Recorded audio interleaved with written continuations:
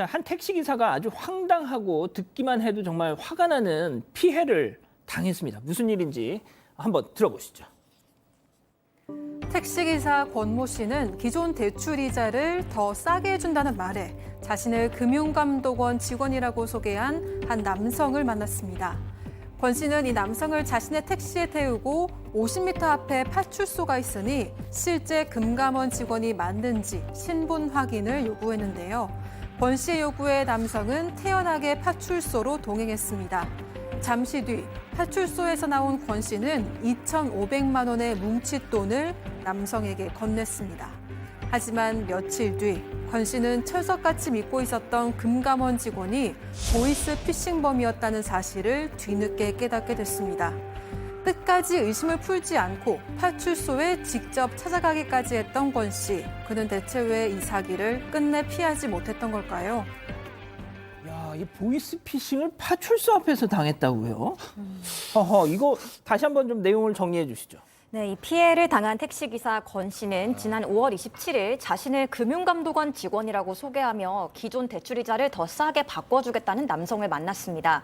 권 씨는 이게 혹시 보이스피싱을 당하는 걸까 봐 이 남성이 실제 금감원 직원이 맞는지를 확인하기 위해서 남성을 자신의 택시에 태워서 인근 파출소에 데려가 확인을 했다는데요.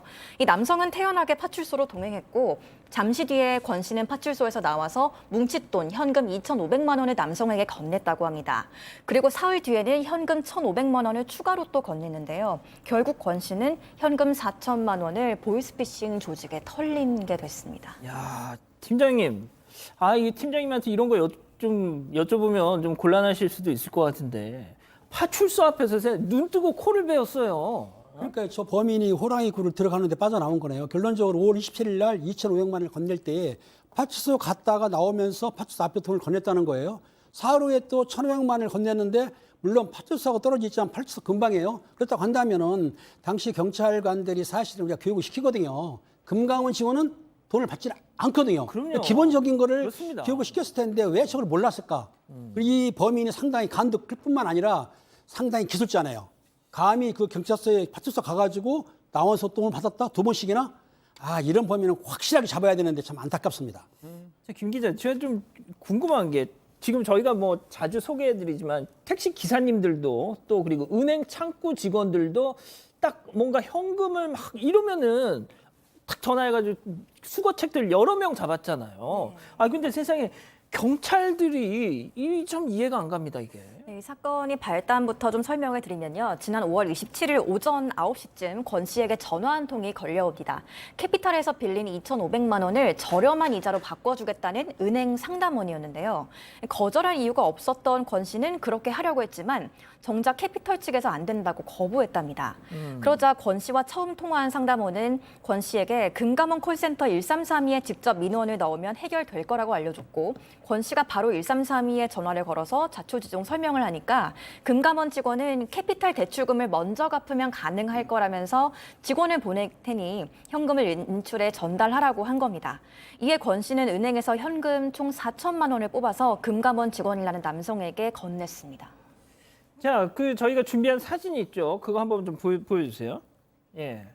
자, 지금 나오는 사진이 이 권 씨가 실제 통화를 나눴던 그 통화 목록 캡처인데, 금감원이라고 써 있어요. 콜센터. 근데 이게 실제 금감원 콜센터 번호랑 1332 같습니다. 그래서 권 씨도 이거 진짜 맞구나 라고 믿은 것 같은데 이게 뭐 어디서 잘못된 거예요? 뭐가 잘못된 거예요? 저거는요 보이스피싱하고 스미싱이 결합된 형태인 겁니다. 스미싱이란 건 가끔 이제 사건 발전에 소개를 하지만 그 뭐 대출을 하려면 여기 한번 눌러보십시오 하고 해서 악성 네네네. 링크를 보내면 URL. 자동으로 자기 스마트폰에 어플리케이션이 깔리는데 그렇게 한번 깔리고 나면 이 전화가 자기 전화가 아니에요. 그러니까 이 전화에 자기는 분명히 알려준 대로 1111을 누르잖아요.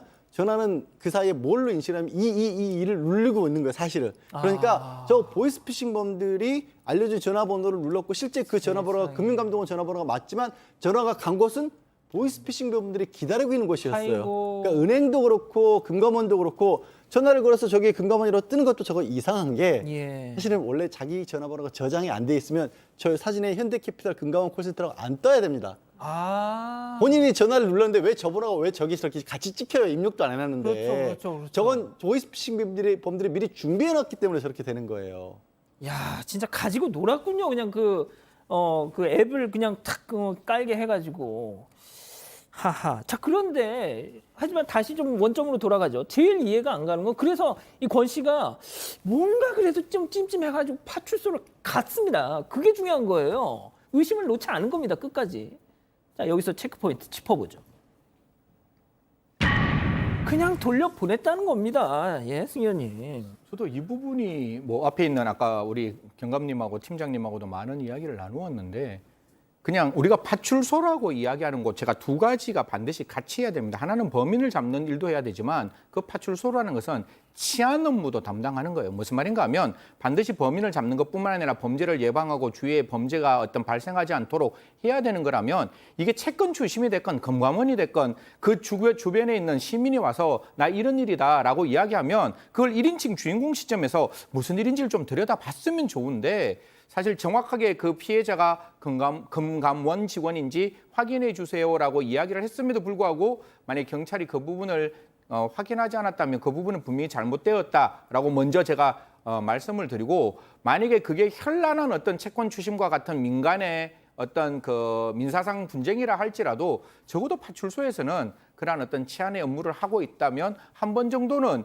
귀 기울여 들었다면 막을 수 있지 않았을까? 분명히 그 점은 아쉽다는 말씀 드리겠습니다. 자, 채권 추심 그러니까 빚 받으러 온 사람인 줄 알고 경찰이 그냥 대수롭지 않게 생각을 했다는 겁니다. 자, 양 변호사님. 심지어 이 오히려 권 씨 피해자의 행동을 좀 제지시켰다는 얘기도 있던데. 그 부분도 좀 이해가 잘 안 가는 게 뭐냐면 이제 피해자가 그럼 이 사람 신분이라도 좀 확인을 하게 해달라고 했어요. 그래서 신분증 경찰에 보여달라고 하니까 이 피해자가 나중에 무슨 일 생길지 모르니까 그걸 찍으려고 했던 겁니다. 자, 경찰이 범죄 예방을 확실히 한 건 하나 있습니다. 이거 이러다가 이 개인정보보호법 위반이 될 수 있습니다. 그래서 못 찍게 한 거예요. 그러니까 이 지금 저 보이스피싱 범이 신원 확보도 못 한 겁니다. 그리고 나온 거죠. 택시 기사분 피해자 입장에서는 경찰이 그냥 돌려보냈으니까 아무 이상 없나 보다 하고 그냥 달라는 대로 돈을 줬던 겁니다.